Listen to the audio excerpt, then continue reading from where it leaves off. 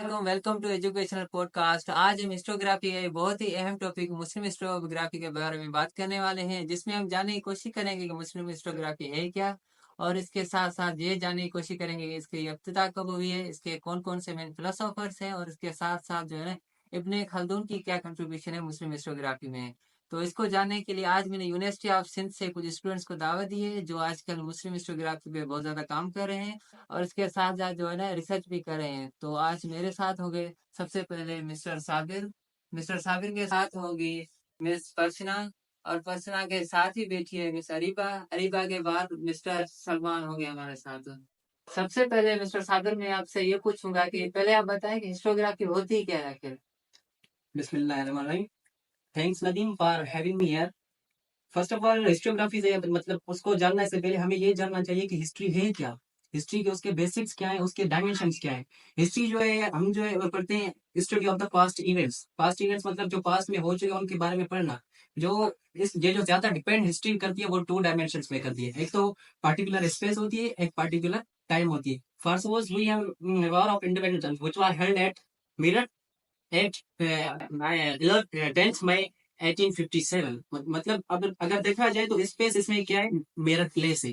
और फिर टाइम की बात किया जाए तो एक डेट एग्जैक्ट डेट दी गई है, मतलब 10th मई 1857 को ये वॉर ऑफ इंडिपेंडेंस हुई थी। अब आते हैं हिस्टोग्राफी के। हिस्टोग्राफी मतलब जैसे मैंने बताया हिस्ट्री जो है study of the past events है, और हिस्टोग्राफी जो है वो जो हम मेथड यूज करते हैं उसको रिटन रिकॉर्ड में मतलब मेथड यूज करते हैं, उस मेथड को हम हिस्टोग्राफी बोलते हैं। मतलब writing of the history in any method. मतलब जो हिस्टोग्राफी है वो लिखने का आर्ट या मेथड, मतलब उसको हम हिस्टोग्राफी कहते हैं। चलो इससे हो गया। अब मिस पर्सना, आप मुझे ये बताएं कि जैसे मिस्टर साबिर ने बताया कि लिखने के आर्ट को या मेथड को हिस्टोग्राफी कहते हैं। अब ये मुस्लिम हिस्टोग्राफी क्या है, इसकी इब्तिदा कब हुई, आप थोड़ा सा ये बताएं। फर्स्ट ऑफ ऑल अस्सलाम वालेकुम। जैसे कि हम जानते हैं कि हिस्टोरियोग्राफी क्या है, और अभी मिस्टर साबिर ने भी हमें बताया कि हिस्टोरियोग्राफी क्या है, लेकिन अगर हम बात करते हैं इस्लामिक हिस्टोरियोग्राफी की, तो इस्लामिक हिस्टोरियोग्राफी हमें जितने भी पास में जो इस्लाम से रिलेटेड इवेंट्स हुए हैं वो हमें बताती है कि इस्लामिक हिस्टोरियोग्राफी क्या है। मीन्स के आप सल्लल्लाहु अलैहि वसल्लम की लाइफ वो हमारे लिए बहुत बड़ा एक इवेंट है, और पूरा एक हिस्ट्री है हमारे पास जिसमें हम इस्लाम से रिलेटेड चीज़ों को देखते हैं। उनके बाद अहदीस आ जाती है, अहदीस हमें हमें बताती है उनके तौर तरीके किस तरह से थे और क्या हमें करना चाहिए। तो हिस्ट्री हमें इस्लाम से जुड़े इवेंट्स और इस्लाम में जितने भी कंट्रीब्यूशंस रहे वो सब चीज़ें हमें इस्लामिक हिस्टोरियोग्राफी के बारे में बताती है। और हिस्टोरियोग्राफी के लिए बहुत से स्कॉलर्स ने काम किया इस्लामिक हिस्टोरियोग्राफी पर।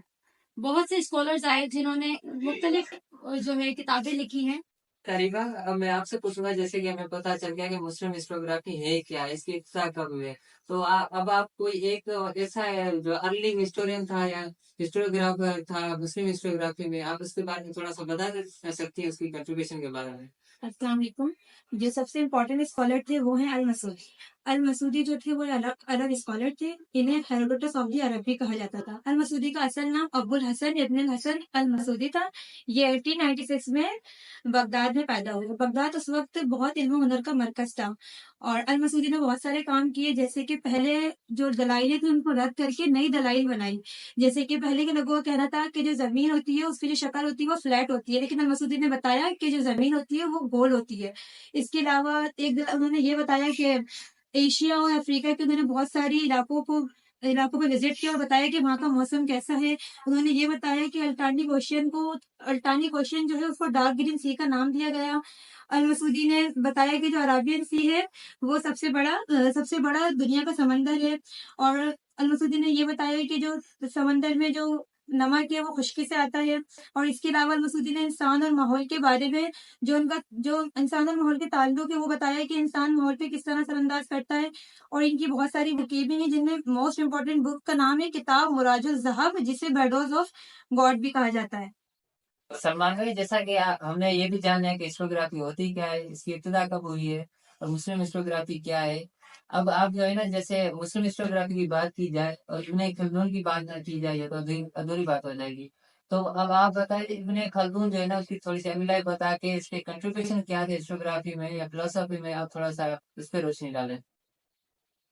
جی بالکل، تھینک یو ویری مچ ندیم.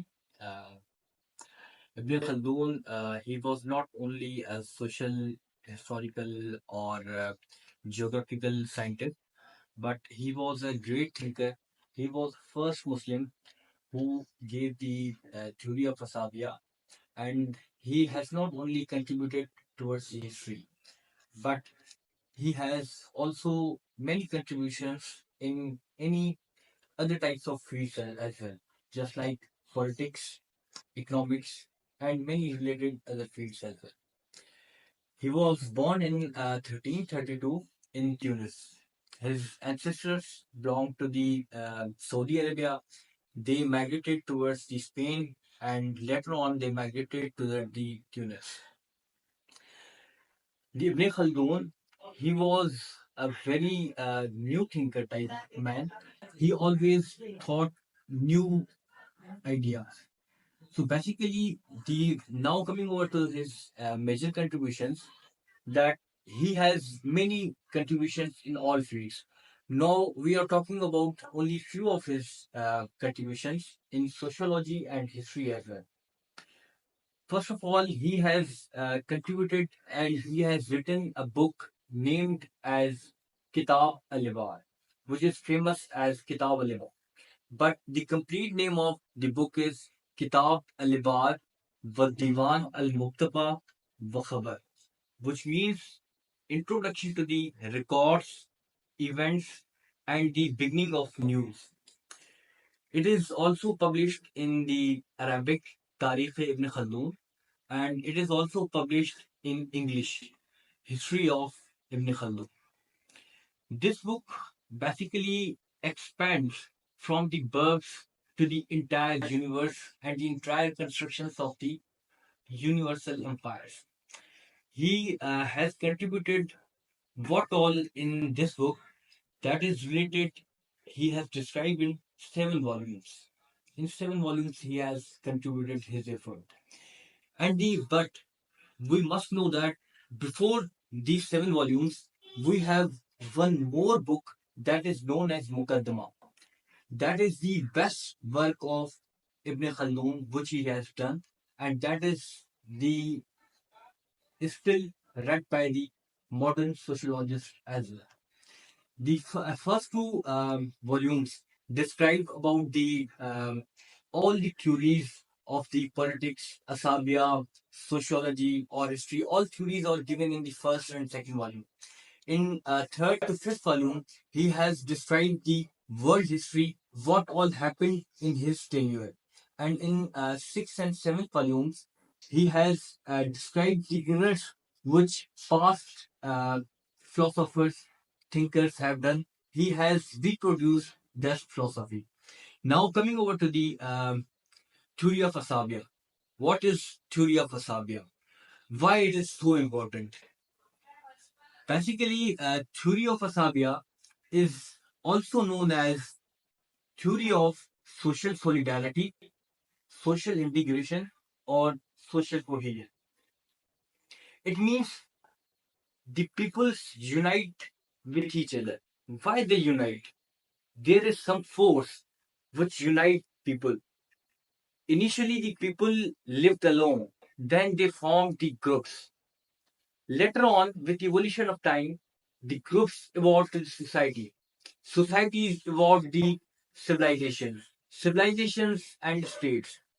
So, why he gave the theory of Asabia? Now, let us know the purpose of theory of Asabia. Because at the time of Ibn Khaldun, there were frequent changes in the governments. There were downfalls, rise of many governments. So he tried to find what there could be reason why there is so frequent change in the government. So he gave theory that the rise and fall of nation is directly linked to the Asabia. Because if peoples have more Asabia, the people will have more cohesion. It is the basically bond of similarity bond of feeling amongst the people, which creates harmony between the people. So it has many factors, which can be religious, which can be territorial, which can be of any location, or which can be of any perspective of idea of similar nation or similar tribe. Now, coming over to the stages of Asabia, there are basically 3 stages of Asabia. First of all is rise, which is known as the basically progressive period of Asabia. Second phase is known as the glory period. The Asabia of one group is at the highest peak and there is no challenging rule over it. And third one is decline phase. So once there is weakness or there is a fight between the peoples of same group, then the nation will fall.